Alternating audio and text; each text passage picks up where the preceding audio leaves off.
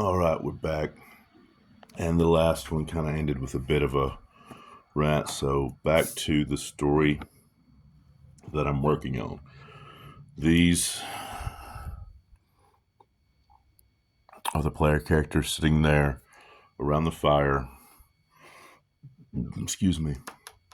The morning after they fought the group of sahuagins. As I said, they've been bouncing between the borders, or they've been moving along the border between the Yanti and the sahuagin territories. They veered hard east into the sahuagin territories so that they wouldn't have to go to the Yanti temple. That also meant they went in and stopped the summoning of the water elementals. What I'm doing here is setting up a surprise. There's a lot of different ways to do encounters in Dungeons and Dragons. You can do them randomly. I prefer just to get with the players and find out what they want. Like you could have more role playing or more battle encounters, and it's really up to what the players are looking for. In this one, I'm going to try to make it more of a role playing encounter, but I've already set it up as a surprise. So what you do is I'm letting all these monsters get in position while they're cooking, or the night before, somewhere, just to rationalize it to the players so they're not. I would have seen it, stuff like that. So, when they're cooking breakfast in the morning, they slide in. They're moving through the water. They're quiet. You can't see them. When they get to the edge, I'm rolling stealth rolls for them because then they're within perception of the characters. So when when these creatures start to come up out of the water in a surprise attack, I'm letting the characters check against their passive perception to see whether or not these four right here get a surprise round, including there's another sahuagin priestess right there.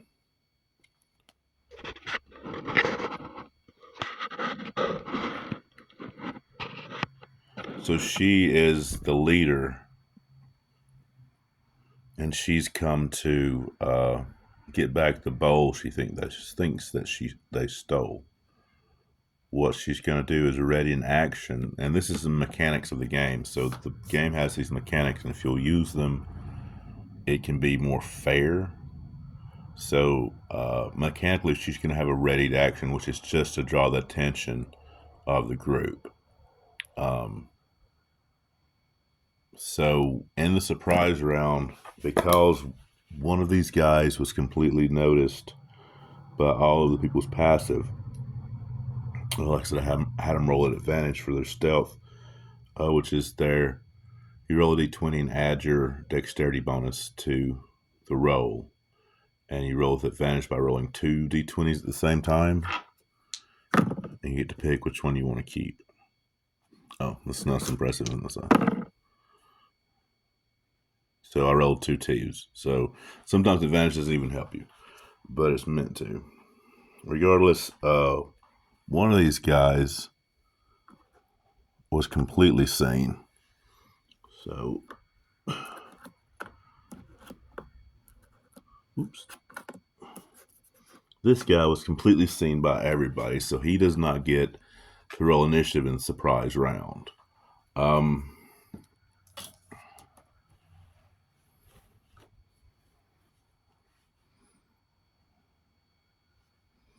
So that's the beginning of the surprise round, and the people who get to roll initiative in it are 1, 5.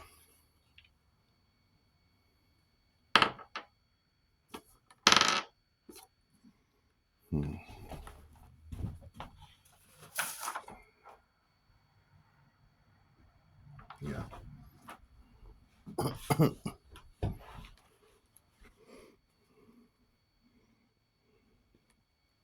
Which just means I'm doing these guys as independent rather than a group. So 6.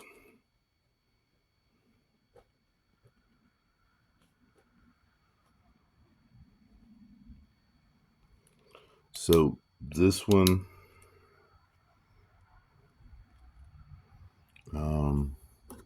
these little guy here,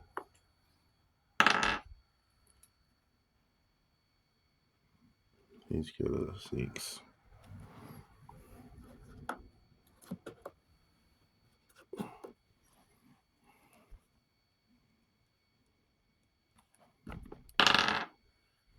Mm, 9. Okay. So those 3 and this one get to be in the surprise round because, like I said, she had a raid action.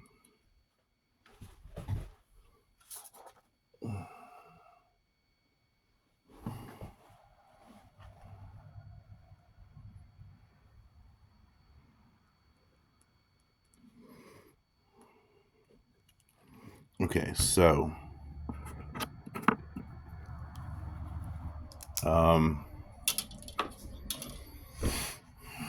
now I'm going to let the 2 people. So because this one alerted everybody to the surprise, he won't have a surprise and they won't have a surprise on him. I want to let those cancel out so that only one of the others, this guy, was perceived by Niobe, right? Yeah, by Niobe. So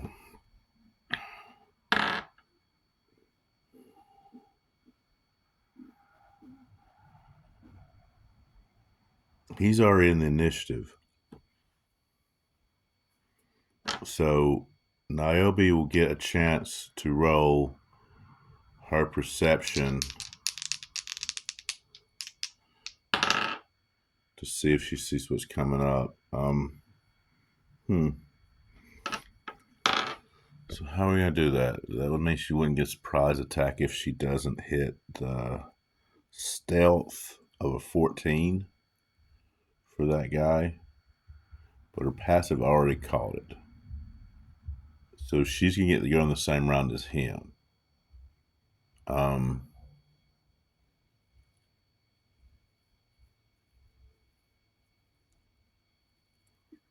So I don't guess she has to roll anything. I thought about letting people use their reaction to roll to see if they perceived them or not. But now we get to go in the same round. She rolled a 19, but then I have to change it because she has bonuses to her initiative. That's a druid level 6.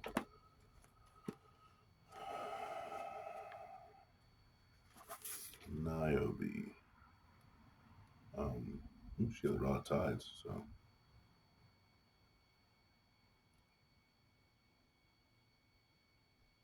She is,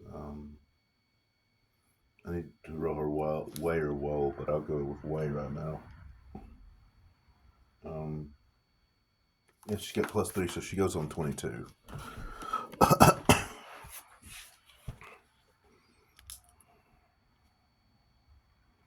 So with the surprise round, we go.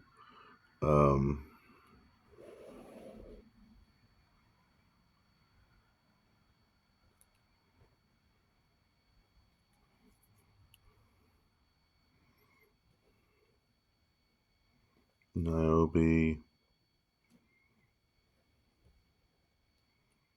3.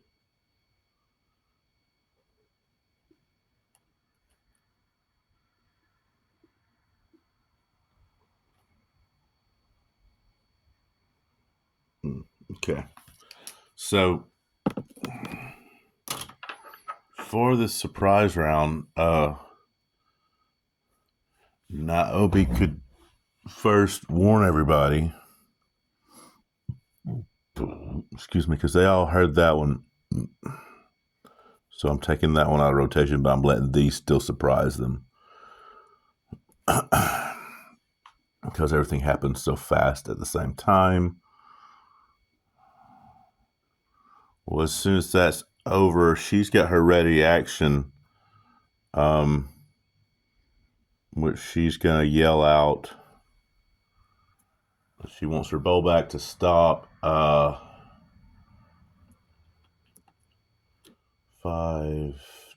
10, 15, 20, 25, 30. She's going to bonus action change into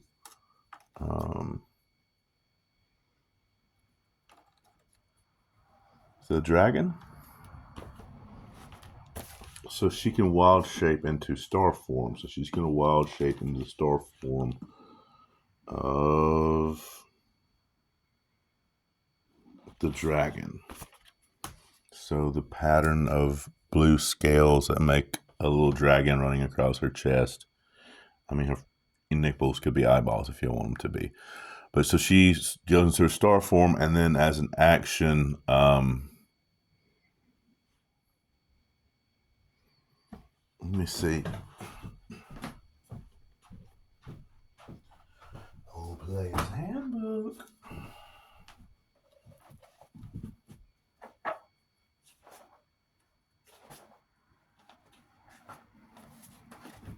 Cold lightning. When you cast a spell. Okay, so she gets to drop one on that guy she saw get up. So quickly a storm rushes in and blankets the area.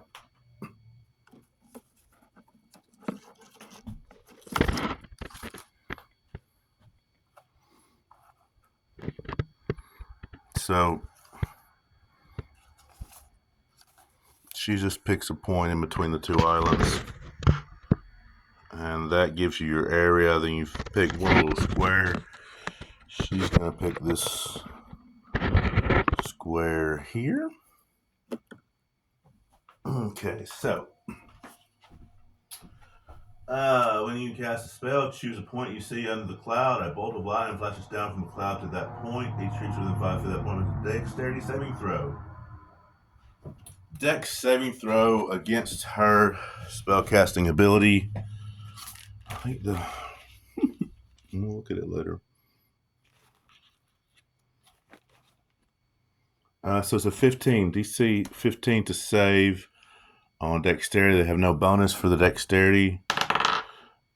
But he makes it. I've got to roll a 3d10 though.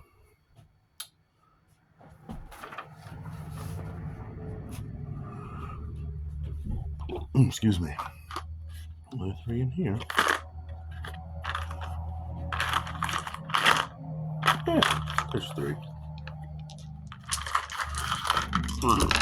So 10, 20, half 20, so it takes 10 points of damage from a sahuagin.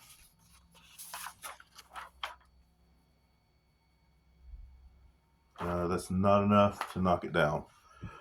Because very much up next is the sahuagin priestess, this one. So she rushes forward 5, 10, 15, 20, and calls out, "We've come for the bowl of water summoning. Yeah, this is an ancient, priceless heirloom of our people." I gotta move this back even more. Oh, there she is. She's right there. "This is an ancient and valuable cauldron of a people.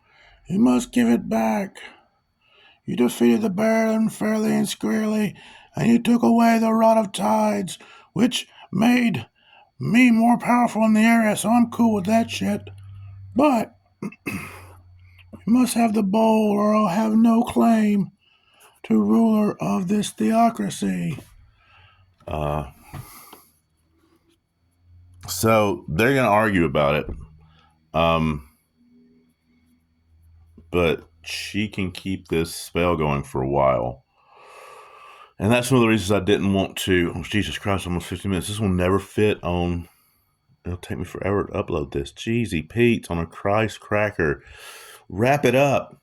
So what I want to do is have them argue about the little golden thing I get back with it. When they get there, I don't think that it would be a problem for either of them to say, I don't have the bowl, I do have the bowl, and lightning is pow, pow. So there's not a lot of convincing that needs doing. I would like to roll some kind of charisma roll. Like, there's no deception, though.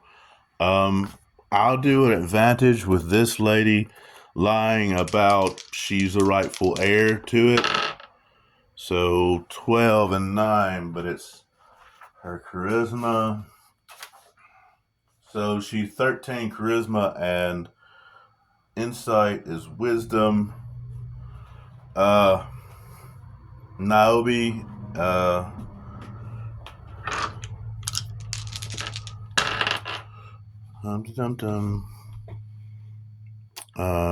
Will.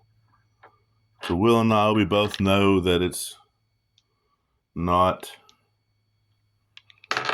her property, but Will and Niobe both agree that it's not their business. I'm here to represent magic, Will says, and Niobe says, I am a Yanti, but I'm not from that temple. They tried to kill me. So you have your bowl. We don't have it. At this point, I had a DC for the sahuagin priestess to believe them.